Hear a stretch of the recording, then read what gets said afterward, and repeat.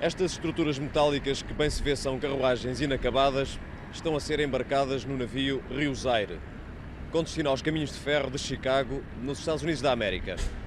O importante é que foram construídas pela Sorefam, que obteve a encomenda em concurso internacional, num contrato que significa em dinheiro 178 mil contos. A encomenda é de 200 carruagens, foi assinada curiosamente em 25 de abril de 1974 e, sublinhou-nos um funcionário das Relações Públicas da Sorefam, tem a importância particular de ser a primeira exportação portuguesa de material circulante. As carruagens que hoje embarcaram, cerca de 30, são as últimas da primeira série de 100. As outras 100 estão já em construção na Sorefam. Em Chicago, a empresa que as encomendou e que, aliás, forneceu todo o material, a Boeing Vertol, encarregar-se-á das fases de acabamento.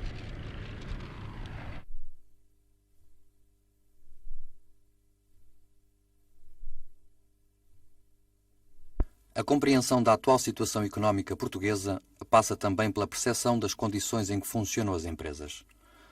A análise de uma grande unidade industrial como a Sorefam poderá ser um exercício útil para percebermos os porquês de uma política económica, as dificuldades que surgem, as iniciativas que é preciso incentivar e apoiar.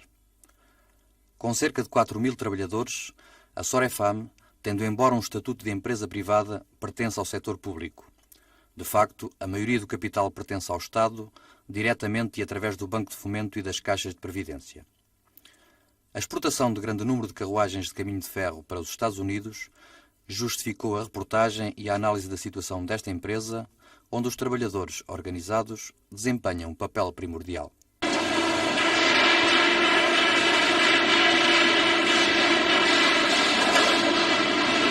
Ora, dessa exportação para os Estados Unidos, nós já mandámos cerca de 100 carruagens, a nossa encomenda é 200 e neste momento temos perspectivas de mais 550. Portanto, isto no que diz respeito à exportação.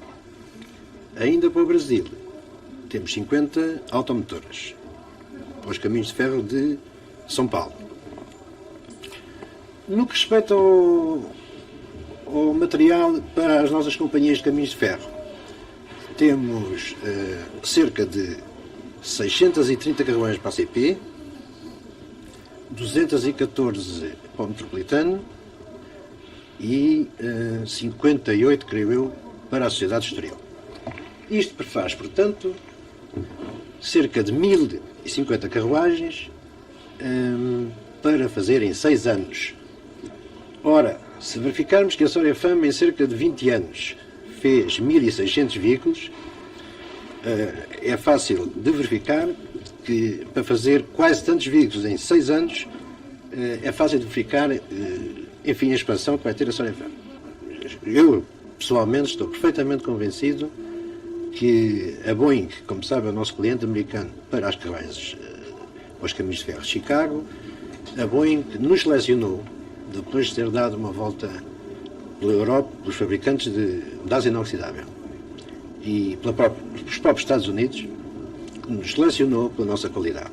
Em relação a todo este material, essencialmente nacional, por exemplo, as carruagens para a Sociedade Estoril, as futuras, eu penso que é concepção totalmente vossa, não é? É a nossa concepção. Vão ser melhores, vão ser iguais às que existem? Têm novidades? Quais são? Vão ser parecidas, semelhantes com as que estão a funcionar, embora talvez com os interiores melhorados. Os interiores, hoje dispomos de materiais que na altura não dispunhamos, não é? E, portanto, nesse aspecto irão beneficiar um bocadinho. Exteriormente elas são muito parecidas. Em relação ao Metropolitano, já agora isto interessa muito às pessoas de Lisboa, não é? Essencialmente, quantas carruagens, por exemplo, vão entregar em 77?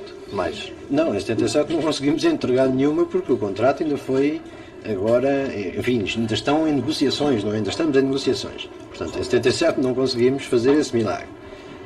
As primeiras carruagens que devemos entregar deverão ser em 78, fim de 78. Será certo que a Sorefam desejaria ter mais incorporação de material nacional no que respeita, por exemplo, a aços, isto é, a siderurgia, por exemplo, corresponde àquilo que a Sorefam desejaria que fosse? Não, já vê, todo o material que nós usamos nas carruagens, mesmo as de aço macio, por exemplo, como o metropolitano, utiliza perfis que nós temos nós mesmos de os fabricar. Portanto, não são os perfilados que fabrica a cirurgia, quando muito poderia ser a chapa de revestimento ou algumas das vigas para o chão, o chassi, como costumam dizer. Mas, neste momento, a cirurgia, com a capacidade que tem, para material circulante, poucas hipóteses terá de fornecer material. É evidente que gostaríamos de incorporar mais material português. Mas, enfim, já incorporamos cerca de, na maior parte, em carruagens, sobretudo em carruagens, não me refiro a automotoras nem locomotivas, mas sobretudo em carruagens nós temos uma incorporação nacional da ordem dos 60 e bastantes, não é? Os bancos, os termolaminados, enfim, as tintas. Pois, em percentagem de incorporação, certo, em percentagem de valor não é essa percentagem. Sim, percentagem de valor não é bem essa. Eu neste momento não sei bem quanto será, mas não é capaz de não ser. Ou acabará por ser, porque temos a mão de obra, não é? Portanto.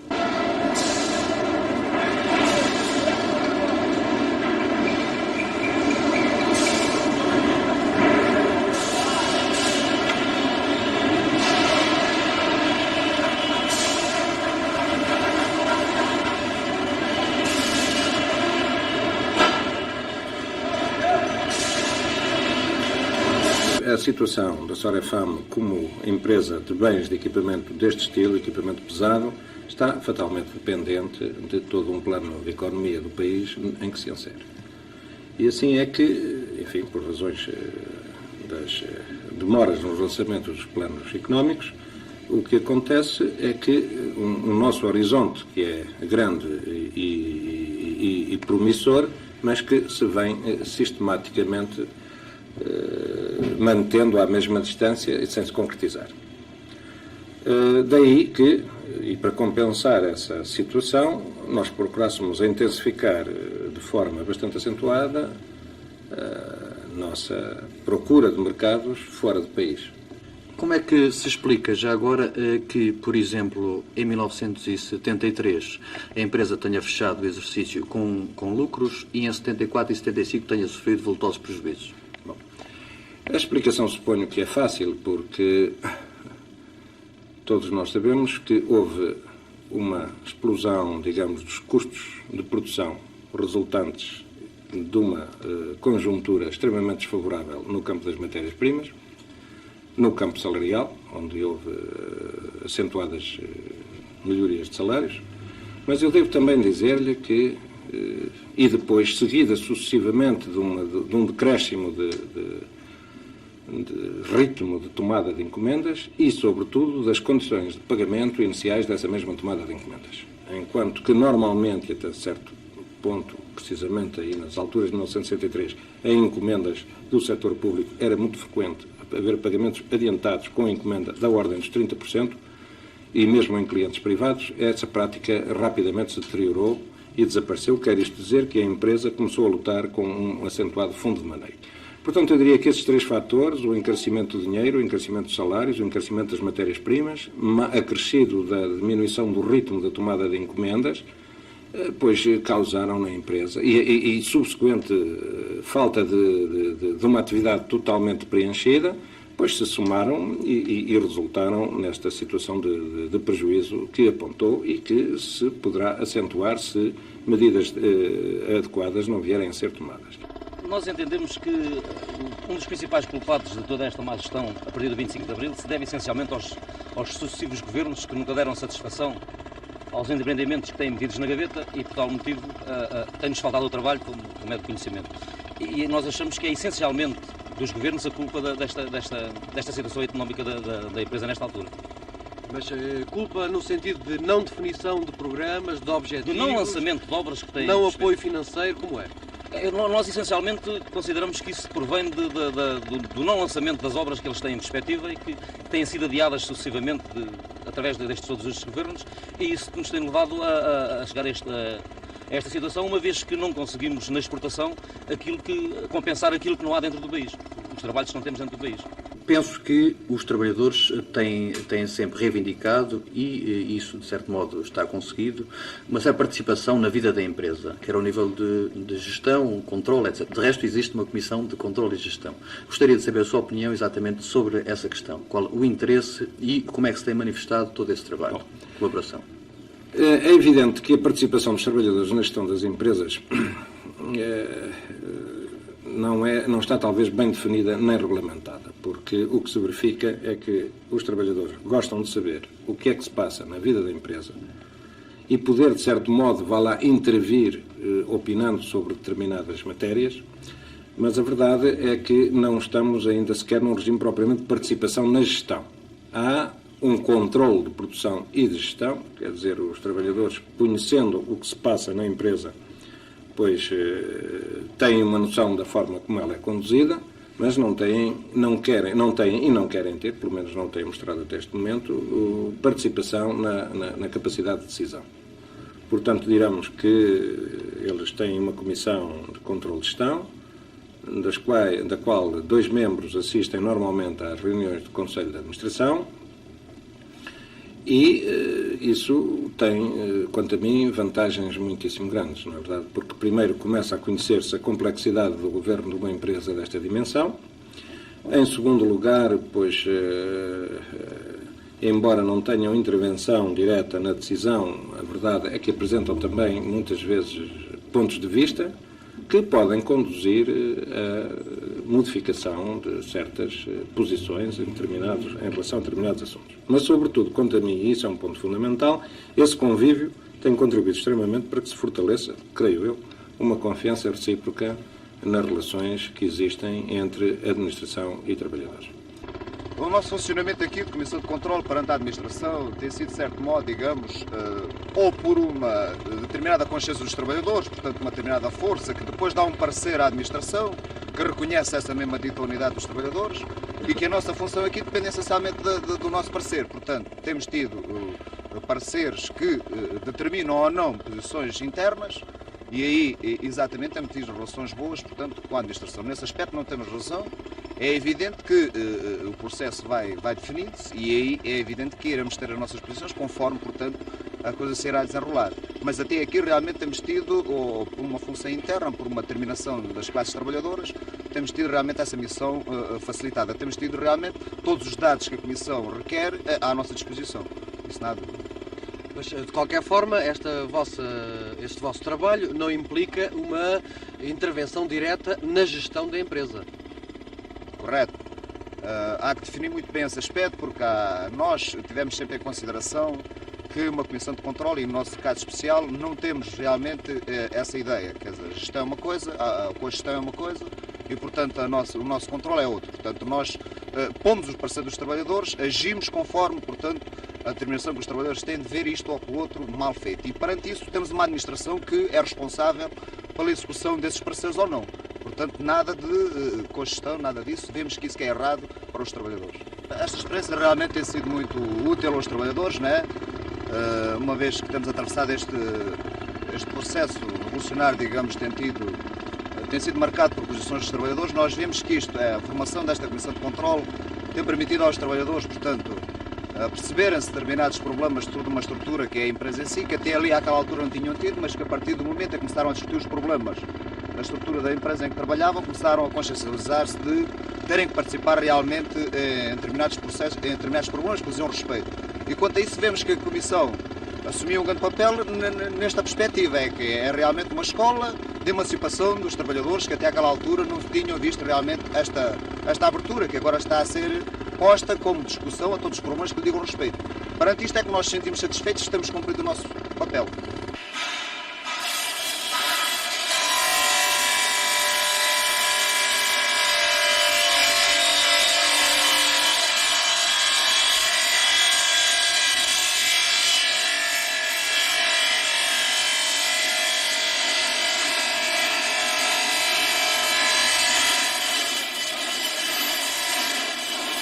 A Sorefam procurou escolher setores que estivessem em evolução ascendente, digamos assim. Daí que tenha procurado os transportes de massa, portanto, parte ferroviária, sobretudo os transportes suburbanos os transportes urbanos são um elemento dinamizador da construção e da produção de material circulante, porque é a única forma de resolver os problemas de transporte nas áreas urbanas e suburbanas. Escolheu o campo da energia, porque o campo da energia é um campo que tem necessariamente também que tem uma curva de progresso que esperamos se mantenha e se acentue mesmo.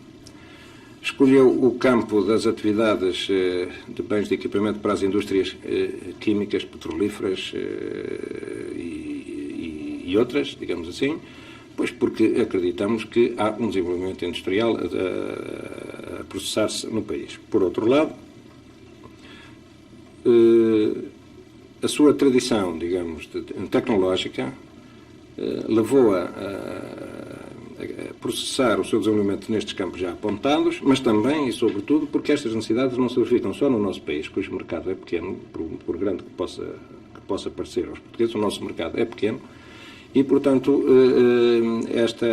este nosso desenvolvimento foi feito essencialmente também com um pensamento permanente na capacidade de exportação. E, é claro, essas procuras de mercado fora do país são extremamente difíceis num momento de recessão mundial, porque todos os mercados estão assaltados por empresas concorrentes dos diferentes países que, como sabe, o manejo geral, estão todos atingidos por essa mesma crise.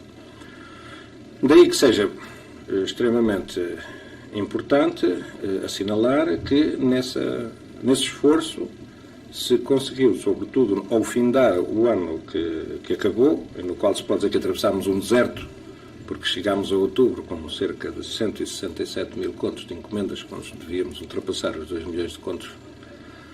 A verdade é que no último período do ano, registámos na exportação alguns sucessos interessantes, que revelam não só a capacidade técnica, a capacidade concorrencial, mas que revelam também uma confiança, digamos, na situação do país, até porque, em algumas dessas encomendas, se processam através de um financiamento garantido pelas entidades financeiras portuguesas. Portanto, as dificuldades financeiras que a empresa tem atravessado, quanto a nós, são mais referentes ainda à parte metalomecânica, pelo atraso do lançamento das obras a nível nacional. Isto relaciona-se tanto com esta empresa como com outras da metalomecânica pesada, pela não definição a nível governamental, até de um organismo que os trabalhadores têm feito grande pressão para ser criado e até já foi decretado na altura do sexto governo, onde era Ministro da Indústria o engenheiro Walter Rosa, e portanto foi criado o Centro de Coordenação da Metalomecânica Pesada, decretado até pelo decreto número 556 de 76. Isto não foi posto em funcionamento, não que os trabalhadores não tivessem dado todo o seu esforço para que isso fosse lançado, mas sim que tem havido uma certa apatia, até por parte do Governo, do não concretizar, portanto, deste organismo. Quanto a nós, deveria evitar que houvessem empresas em que estão com uma sobrecarga de trabalho e outras que estão em dificuldades de trabalho e, portanto, e daí as suas dificuldades financeiras. Com este organismo a funcionar, poder-se-ia fazer uma planificação a nível da metalomecânica pesada por todas as empresas, evitar-se-ia a concorrência desleal e desregrada entre empresas do mesmo setor, porque, ao fim e ao cabo, os trabalhadores têm os mesmos problemas em todas as empresas, quer elas sejam do setor privado, quer elas sejam do setor nacionalizado. Portanto, aqui o problema específico da Sorefam é o seguinte. Há pessoas que podem ter uma ideia diferente que é isto. A Sorefam tem uma parte que é material circulante e outra parte realmente de indústria mais pesada, metalomecânica. E o problema é que existe isto. A Sorefam é realmente monopólio no material circulante, não é? E existem aí condições realmente para fazer um contrato de programa. Só que isto não quer dizer, portanto, que resolva o problema em si da Sorefam. A situação económica em si, realmente, encomenda e tudo isso, portanto, é boa, portanto, há uma boa perspectiva. A situação financeira é má. E nisto, o Governo, portanto, tem um pedido que terá que dar, digamos, seguimento, 250 mil contos à Sorefam, para sanear toda esta situação financeira, para nós arrancarmos, digamos, de uma posição, já portanto, correta, para avançarmos com o arranque da empresa. É isso que nós julgamos que portanto, preponderante no arranque desta empresa.